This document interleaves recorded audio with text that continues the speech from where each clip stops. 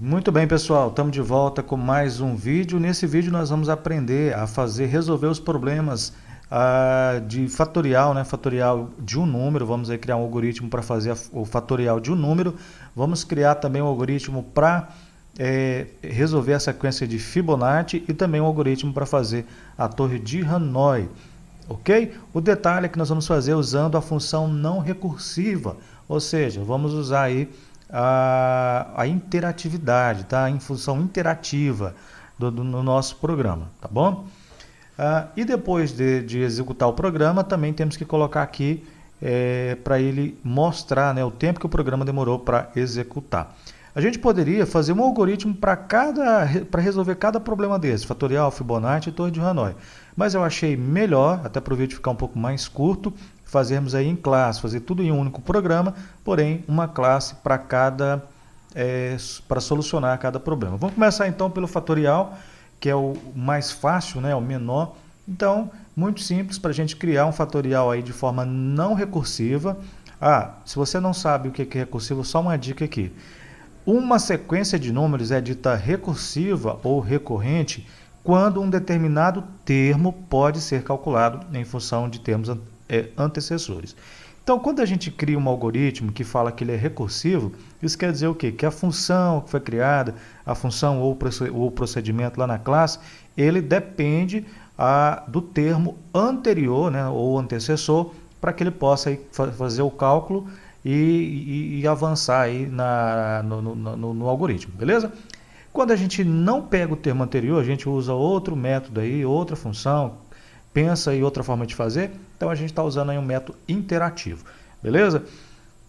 Aqui no fatorial, criei aqui uma função do tipo double, chamei ela de fatorial, como parâmetro double recebe aqui o num, né, variável num, também do tipo double, ok? Crio uma outra variável chamada coletor, essa variável do tipo double também, ela recebe, eu inicio ela em 1, tá ok? Crio um for, um laço de repetição e falo que conte recebe 1, conte menor ou igual a num, esse cara aqui, conte mais mais. Então, nesta condição aqui, o coletor ele vai receber o coletor vezes o conte e retornar o coletor. Tá vendo como foi simples? Muito simples de resolver o fatorial, né? Então, com isso aqui a gente já resolveu o problema do fatorial. No problema do Fibonacci, da sequência de Fibonacci, nós temos aí também um algoritmo simples, né? Uma função. Na realidade, criamos duas funções. Uma para fazer o cálculo e outra simplesmente para imprimir aí a sequência, beleza? Então, chamei essa função de Fibo, né? Do tipo long. É um tipo aí inteiro, né? Porém que comporta uma maior quantidade de números. Iniciei as variáveis, criei duas variáveis chamadas atual e anterior. Iniciei elas em 0 cada uma, tá bom? Depois criei um laço de repetição, onde eu falo que i recebe 1, i menor ou igual a n, tá? Então a n aqui dentro do meu, como parâmetro aqui da minha função Fibo. I mais, se i for igual a 1, então atual recebe 1 e anterior recebe 0. Se não, atual recebe atual mais anterior e anterior recebe atual menos anterior. Ele vai retornar o atual.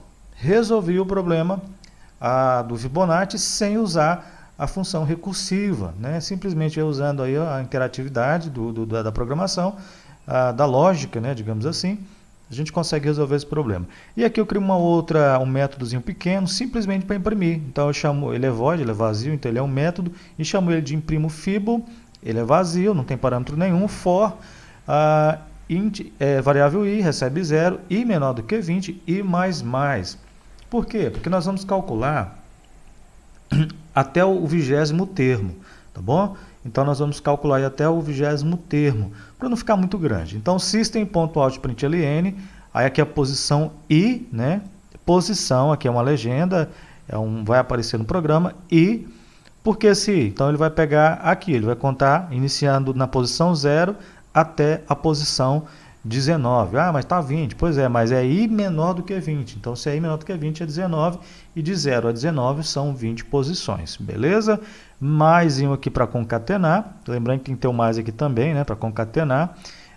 Recebe... Aí sim, ele vai receber a função, né? Mais para concatenar, fibo. A minha função fibo aqui em cima, i. Então, ele vai pegar a fibo de quem? Desse valorzinho aqui armazenado na variável i. Beleza? Aqui, ó. Então, agora vamos para a nossa terceira função, que é para resolver o problema da torre de Hanoi. Ela já é bem maior, bem mais complexa, mas você vai entender. Bora lá. Primeira coisa, a gente cria uma pilha, né? Usa a própria função do Java aí, stake, né? Para criar a pilha, para não ter que fazer do zero. Depois criamos uma variável do tipo long. Essa variável aqui, ela vai armazenar o movimento do disco. Se você já fez torre de Hanoi, nós já fizemos nos algoritmos anteriores, a torre de Hanoi usando aí a função recursiva, você já entendeu que a torre de Hanoi ela tem 3 torres, né? Que a gente chama torre de origem, a torre de trabalho e a torre de destino.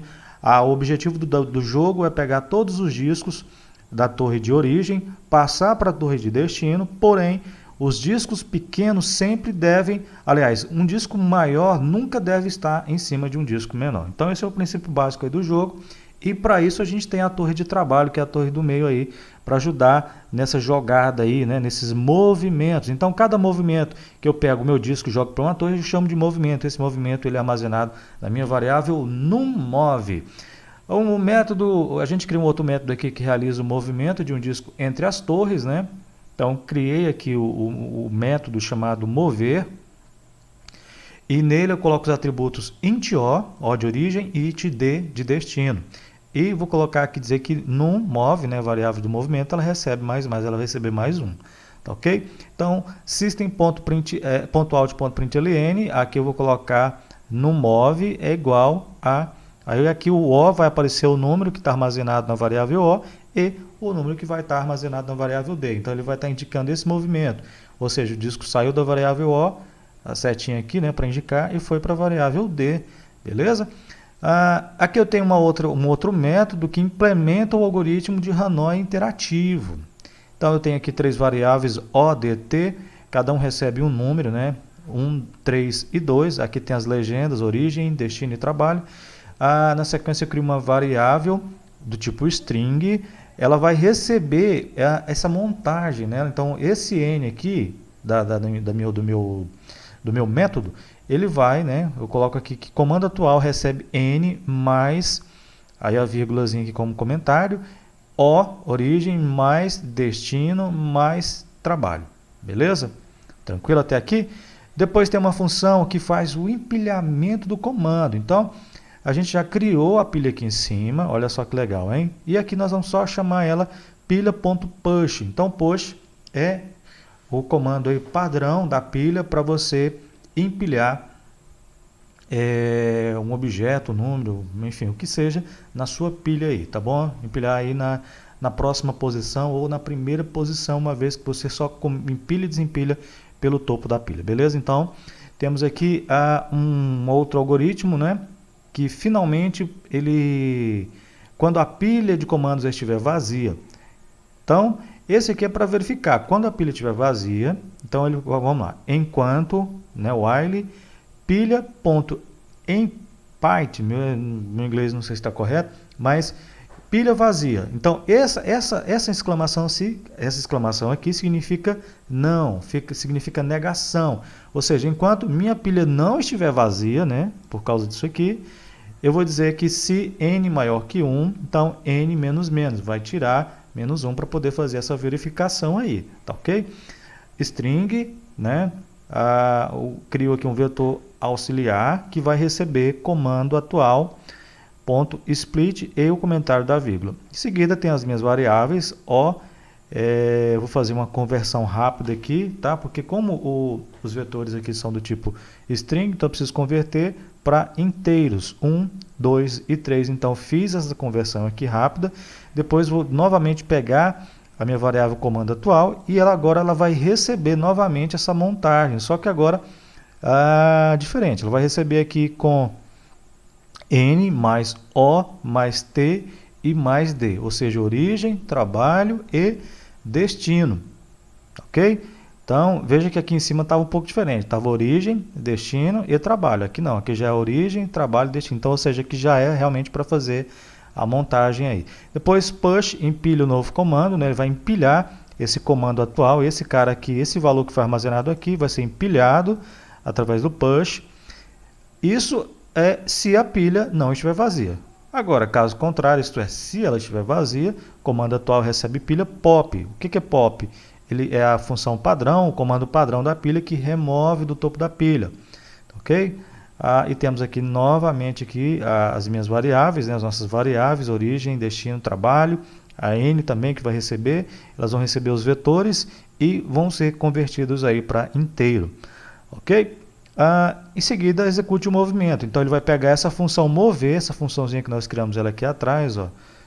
Cadê? Mover, bem logo no início do nosso algoritmo. Eu vou chamar, é uma função, é um procedimento, vou chamar esse procedimento mover, que vai mover de origem para destino.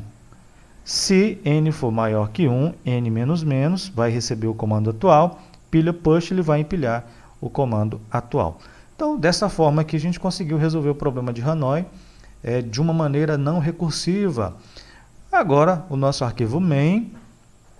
Bom, a vantagem de você trabalhar nas classes, né, do programa do Java é que seu arquivo main ele vai ficar bem mais limpo, bem mais tranquilo de você trabalhar. Então, temos aqui, ó, esse cara aqui, esse comando aqui, ó, vou pedir esse cara aqui e esse cara aqui. Então, eles nada mais são do que os comandos aí que vão determinar tudo que tiver entre eles, né? Melhor dizendo, tudo que tiver entre esse cara e entre esse cara aqui, então ele vai contabilizar o tempo de execução. Ou seja, ele vai contabilizar o tempo de execução deste código aqui. Beleza, galera? Então, temos aqui system.println, sequência Fibonacci, que nada mais é do que uma impressão, imprimir um texto. Aqui sim, eu chamo a função, né? Eu vou chamar minha função imprimeFibo, tá ok? Então, chamei minha função imprimeFibo. Aqui nada mais é do que para dar uma quebra de linha. Olha, se você pode estar curioso aí agora, como que eu consegui chamar essa função imprimeFibo sem instanciar a classe do meu algoritmo, né? Você pode estar perguntando como que eu fiz isso, porque aqui eu importei, tá vendo? Eu importei aqui, ó, a classe Fibonacci, então ela já está importada aqui dentro do meu algoritmo. Tá vendo? Você sabia disso? Import static não recursividade é o nome do meu pacote, né, do meu projeto. E Fibonacci, nome da minha classe aqui em cima. Então, como eu coloquei asterisco, então automaticamente todos os métodos, funções que estiverem criados aqui, eles já podem ser reconhecidos aqui no meu arquivo main. Então, essa é uma forma da gente fazer sem ter a necessidade de instanciar a classe aqui no meu arquivo main, tá bom? Então, a mesma coisa eu fiz aqui para o fatorial, né? Lembrando que eu coloquei o input do programa, os dados do programa de forma estática. Para quê? Para o algoritmo não ficar muito grande. A gente poderia criar um negócio dinâmico aqui, criar um for, né, com um JOptionPen e um input aqui, né, para que o usuário pudesse digitar o dado. Por exemplo, ele quer o fatorial de número 20, então digitaria aqui. Poderia fazer. A função e o procedimento já estão prontos, é isso que importa. Para mim, eu poderia, depois, eu posso também criar uma entrada de dados para que esse número aqui ele seja dinâmico, ou seja, o usuário ele vai digitar lá o número que ele quiser. Mas eu deixei estático para fins aí didáticos, aí a gente não demorar muito no nosso vídeo, tá bom? Então, fatorial de 5, mas eu posso mudar, posso colocar aqui e mudar de 10, enfim. Aqui na sequência de Fibonacci, é a mesma coisa, tá? Então, eu deixei estático, só que eu deixei aqui na minha função, ó, Fibonacci 20, então ele vai definir até 20 termos. E por último, a torre de Hanoi, né? Então aqui 14 é a quantidade de discos que ele vai calcular, beleza?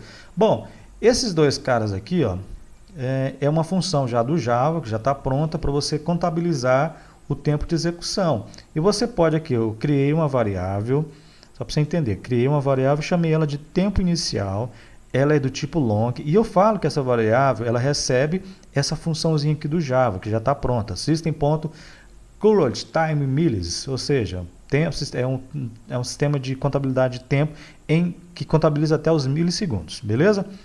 Aqui, no final, né, depois que eu coloco todo o código que eu quero contabilizar, eu crio uma outra variável aqui, chamo ela de tempo final, também do tipo long e o mesmo comando, beleza?